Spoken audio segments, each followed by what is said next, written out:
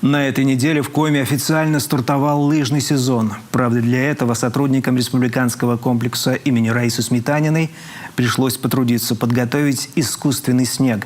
Казалось бы, впереди целый сезон, но без этапов Кубка и чемпионата мира.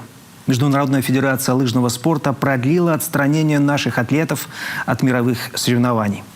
Какая она новая спортивная реальность, выясняла Виктория Палкина.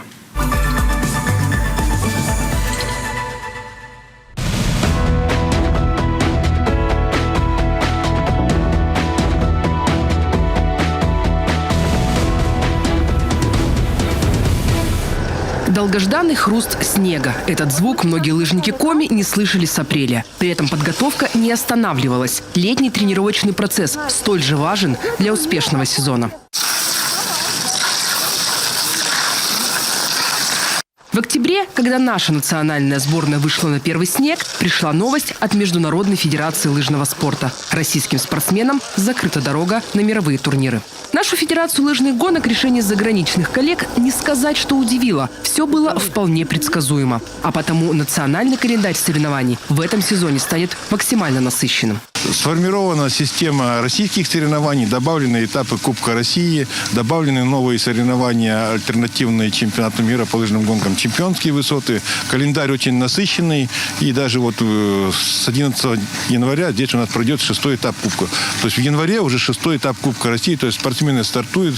Перед насыщенным сезоном и подготовка соответствующая. И один из этапов – научная диспансеризация. Уже больше 10 лет сборная лыжных гонок Коми и комплексная научная группа КНЦ сотрудничают и пытаются разгадать секрет зарождения олимпийского начала, казалось бы, в обычном спортсмене. Есть определенный алгоритм. Это анализы, проверка функциональной готовности, работа с психологом. Одним из элементов работы комплексной научной группы являются выезды на соревнования, в том числе и по Российской Федерации. Мы не раз выезжали и в другие города, в Тюмень, Малиновку и так далее. Ну и непосредственно здесь, на нашем стадионе имени Раисы Сметаниной, мы тоже сопровождаем спортсменов в период соревнований, берем некоторые показатели после финиша. И все же ни программа, ни сами ученые не могут сказать точно, кто именно из лыжников выстрелит. Так получилось в 2011-м. Тогда на обследование пришла группа сосногорских спортсменов. 16 перспективных бегунов под руководством тренера Александра Ветрова готовились к выезду на зональные соревнования. Заключение физиологов – 12 лыжников находятся в хорошей физической форме. Среди них и будущая олимпийская чемпионка Юлия Ступак, тогда еще Белорукова. Несколько человек имели сходные стартовые условия. Имею в виду как? Вот мы анализируем, потом пишем определенный график, и по этому графику условия-то одинаковые. Но это вот одна история. Но, например, морально-волевые качества, так сказать, они немножко по-другому оцениваются. Это уже психолог должен оценивать.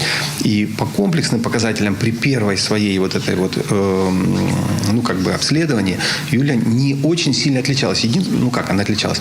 У нее было все хорошо, все нормально. Никаких моментов, которые ограничивали функциональные резервы, не было.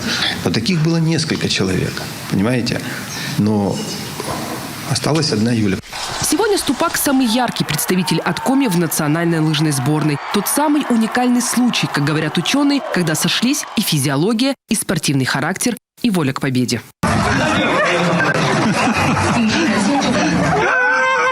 А еще наша танцующая олимпийская чемпионка – ориентир для юных спортсменок. В свои 19 лет Виктория Жукова – кандидат в мастера спорта. Пока членство в российской сборной – лишь мечта. Программа «Максимум» на этот сезон – выполнить норматив мастера спорта. Но сделать это будет ой как нелегко. Ведь теперь бороться на трассах придется с сильнейшими лыжниками планеты.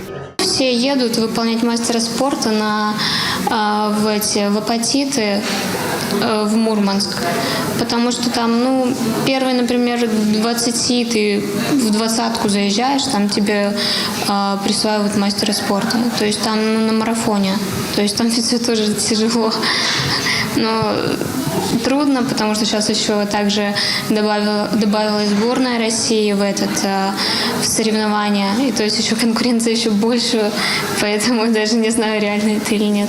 А вот он тот самый очевидный плюс отстранения наших лыжников от международных турниров. Теперь шанс проявить себя и доказать, что они не хуже Большунова, появляются и у многих спортсменов. И это та самая мотивация – бежать на одной трассе с самим Сан Санычем.